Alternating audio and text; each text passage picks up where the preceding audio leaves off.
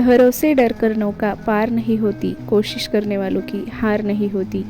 तर माझ्या सगळ्याच मैत्रिणींना ही म्हण नक्कीच माहीत असेल. तर हॅलो, नमस्कार, स्वागत आहे आपल्या चॅनलमध्ये सगळ्या माझ्या गोड मैत्रिणींचं. तर मला फॉलो करणाऱ्या बऱ्याचशा मैत्रिणी या गृहिणी आहेत आणि हा व्हिडिओ खास त्यांच्यासाठी. कारण आपण गृहिणी कुठल्याही कामामध्ये आपल्याला असं वाटतं आपण स्वावलंबी असावं, पण आपण ती गोष्ट करायला जातो आणि त्यामध्ये हार मानतो. तर मैत्रिणींनो, हार अजिबात मानायची नाही आहे. चला तर मग व्हिडिओला सुरुवात करूया. तर माझी मैत्रीण रचना तिच्या ऑफिसच्या प्रोजेक्टवर काम करत होती. सुरुवातीलाच आता करू मग करू असं तिचं चालू होतं. त्यामध्ये अजून 1-2 महत्त्वाची कामं आली. मग हे प्रोजेक्टचं काम होतं आहे की नाही, जमेल की नाही, सुरुवात तर केली, पण मग जाऊ दे, जमणारच नाही म्हणत तिने तो प्रोजेक्ट आपल्याला नको म्हणत दुसऱ्या सहकार्याला दिला. आपल्याला जमणार नाही हे आधीच का म्हणत येतं. एक प्रकारे आपल्याला जमणार नाही म्हणजे हरण्याची भीती का वाटते बऱ्याच जणांना. काम करण्याआधी फक्त विचारांनी हरायचे. आपण झाडासाठी बी लावल्यावर त्याला अंकुर फुटून ते मोठं होण्यासाठी, रुजण्यासाठी, जोपासण्यासाठी बऱ्याच गोष्टी कराव्या लागतात. कुठलीही गोष्ट ही काही झटपट होत नाही. त्यासाठी आपल्याला वेळ, मेहनत, विश्वास आणि संयम याची गरज असते. यश अपयश यापैकी आपल्याला कशाचीही सामना करावा लागू शकतो. महत्त्वाचे असतात ते आपले प्रयत्न. तर मैत्रिणींनो, प्रयत्न करत राहायचे. अपयश स्वीकारण्याची तयारी ह्यासुद्धा आयुष्याचा भाग असतो. पण अपयशाच्या विचाराने काम सोडून देणे हे काही उत्तर नाही. आपण आपल्या कामासाठी आपले 100% देणं जरुरी आहे. जमणार नाही, होणार नाही, जाऊ दे, नकोच करायला असं स्वतःशी बोलून मनात ठरवून आपण स्वतःच कच्ची करून घेतो. हो ना मैत्रिणींनो? तर असं करू नये आणि इतर कोणी केले तर सरळ दुर्लक्ष करावे. धरसोड वृत्ती ही आपल्याला काहीच साध्य करू देत नाही. हार जीतपेक्षा महत्त्वाचं असतं आपला उद्देश, ध्येय यावर लक्ष केंद्रित करणं. काम करताना अडचणी, अडथळे नक्कीच येतील, पण त्याला सामोरं जाऊन त्यावर उपाय शोधायला हवा. मनातल्या अपयशाच्या भीतीला खतपाणी घालण्यापेक्षा स्वतःवर विश्वास ठेवा, वेळ द्या, धीर धरा, हिंमत सोडू नका. अपयश आले तरी सोडून देऊ नका. परत सज्ज व्हा, कामाला लागा. हवं तर थांबा, ब्रेक घ्या, पण काम चालू ठेवा. आपण अगदी ध्येय गाठण्याच्या टप्प्यावर असतो तेव्हा लक्षात असू द्या की अजून थोडंच काम बाकी आहे. आपल्याला अपयश जरी आले तरी त्यातून आपण शिकतोच ना, ते महत्त्वाचे आहे. सोडून देणं तर खूपच सोपं आहे, कठीण असतं ते पुढे जाणं. अपयशाची भीती मनात ठेवून काम करू नका. अडचणी, अडथळे हे काही टाळू शकत नाहीत. त्याच्या सकारात्मकतेने सामना करणं कधीही चांगलं. कुठलाच मार्ग हा साधा, सोपा, सरळ नसतो. स्वतःचा दृढ निश्चय आपल्याला मदत करतो पुढे जाण्यासाठी. सबबी सांगून स्वतःला मागे ओढू नका. वेळ कठीण असेल पण तीही निघून जाईल हे लक्षात असू द्या. काम सोडून देणे हे अपयश असू शकतं. काम करत राहा.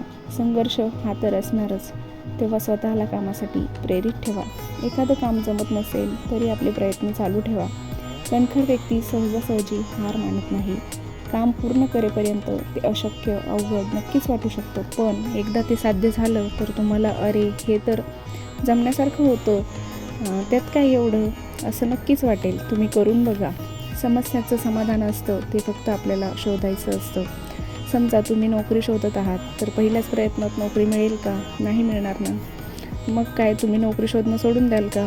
नाही ना. प्रयत्न करत राहाल. म्हणजे कोण काय बोलतंय, म्हणतंय या सगळ्यांकडे दुर्लक्ष करून आपल्याला काय हवं आहे त्याकडे लक्ष द्यावं.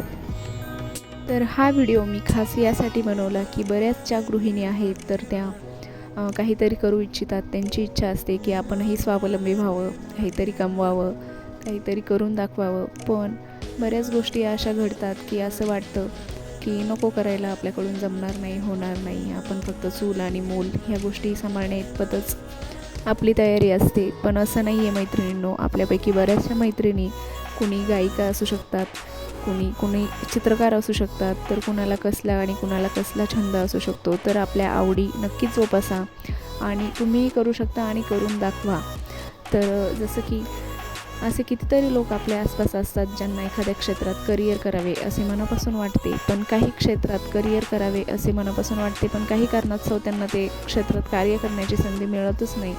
या उलट ज्यांना संधी मिळते त्यांना त्या क्षेत्रात काम करण्याची मुळीच इच्छा नसते. जेव्हा कोणतीही व्यक्ती आवड नसलेल्या क्षेत्रात काम करते तेव्हा ती त्यांनी त्या क्षेत्राची केलेली तडजोड असते. एका कॉलेजचे प्राध्यापक मुलांना सांगत होते, एकतर तुम्ही आवड असणाऱ्या क्षेत्राची निवड करून येथे करिअर करा किंवा ज्या क्षेत्राची निवड केली त्या क्षेत्राबद्दल आवड निर्माण करा.